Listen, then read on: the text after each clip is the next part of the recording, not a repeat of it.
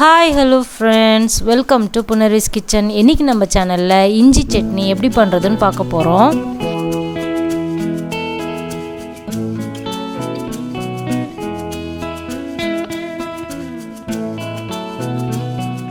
இஞ்சியை நல்லா தோல் சீவிட்டு ஒரு 20 கிராம் அளவுக்கு எடுத்திருக்கேன். இப்போ இதை சின்ன சின்ன துண்டுகளாக கட் பண்ணி எடுத்துக்கலாம்.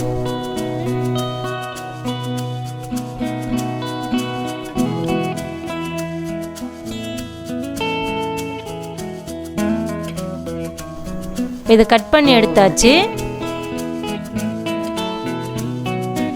இந்த சட்னி நம்ம நல்லெண்ணெயில் தான் பண்ண போகிறோம். இப்போ 3 டேபிள் ஸ்பூன் அளவுக்கு நல்லெண்ணெய் சேர்த்துக்கலாம். இப்போ கடலை பருப்பு ஒரு 4 டேபிள் ஸ்பூன் அளவுக்கு சேர்த்துக்கலாம்.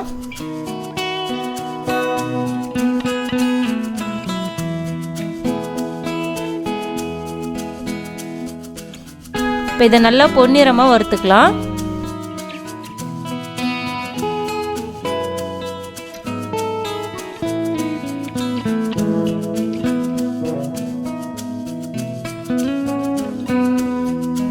இப்போ நல்லா வறுபட்டுடுச்சு. இதை தனியாக எடுத்து வச்சுக்கலாம்.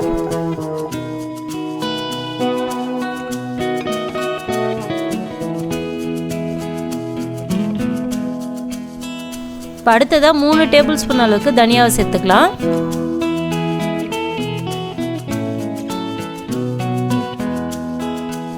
இப்போ தனியாவை நல்லா வாசனை வர வரைக்கும் வறுத்து எடுத்துக்கலாம். இப்போ தனியா நல்லா வாசனை வருது. இப்போ 1/2 டேபிள் ஸ்பூன் அளவுக்கு சீரகத்தை சேர்த்துக்கிறேன். இப்போ இதையும் தனியாக எடுத்து வச்சுக்கலாம்.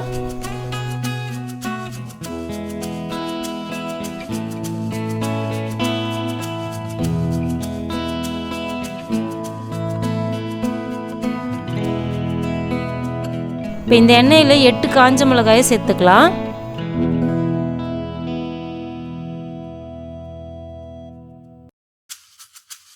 இப்போ வெட்டி வச்சிருக்கிற இஞ்சி துண்டுகளை சேர்த்துக்கலாம்.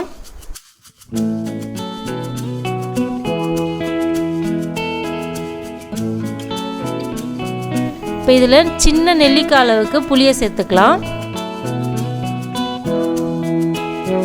இஞ்சியோட பச்சை வாசனை போகிற வரைக்கும் நல்லா வதக்கிக்கலாம். இப்போ இஞ்சியோட பச்சை வாசனைலாம் போயிடுச்சு. இப்போ இதை தனியாக எடுத்து வச்சுக்கலாம். இப்போ மறுபடியும் 1 டேபிள் ஸ்பூன் அளவுக்கு எண்ணெயை சேர்த்துக்கிறேன். இப்போ இந்த எண்ணெயில் சின்ன துண்டு பெருங்காயத்தை சேர்த்துக்கலாம். இப்போ இந்த பெருங்காயத்தை நல்லா வறுத்துக்கலாம்.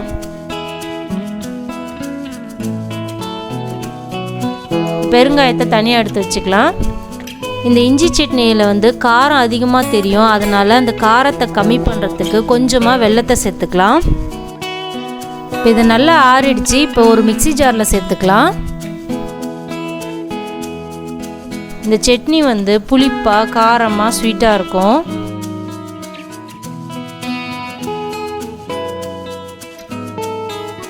இந்த சட்னிக்கு தேவையான அளவு உப்பு சேர்த்து நம்ம நைஸாக அரைச்சி எடுத்துக்கலாம். இப்போ அரைச்சி எடுத்தாச்சு. இதை ஒரு பிளேட்டுக்கு மாற்றிக்கிறேன்.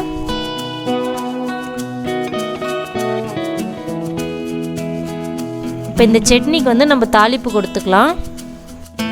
1 டேபிள் ஸ்பூன் அளவுக்கு நல்லெண்ணெய் சேர்த்துக்கிறேன். 1/2 டேபிள் ஸ்பூன் கடுகு, 1/2 டேபிள் ஸ்பூன் ஜீரகம், 2 காஞ்ச மிளகாய், 1 ஸ்பூன் உளுந்து, இப்போ ஒரு சின்ன பெருங்காயத்துண்டு, இப்போ கொஞ்சமாக கருவேப்பிலை சேர்த்துக்கலாம். இப்போ இது நல்லா பொரிஞ்சு வந்துடுச்சு. இப்போ இந்த தாளிப்பை சட்னியோடு சேர்த்துக்கலாம். இந்த சட்னியை இட்லி, தோசை, அதுக்கப்புறமா தயிர் சாதம் இதோடு சாப்பிட்டிங்கன்னா சூப்பராக இருக்கும். நீங்களும் இதை வீட்டில் ட்ரை பண்ணி பாருங்கள். உங்களுக்கு இந்த வீடியோ பிடிச்சிருந்தா லைக் பண்ணி சப்ஸ்கிரைப் பண்ணுங்கள். நன்றி. பசித்து ருசித்து சாப்பிடுங்க.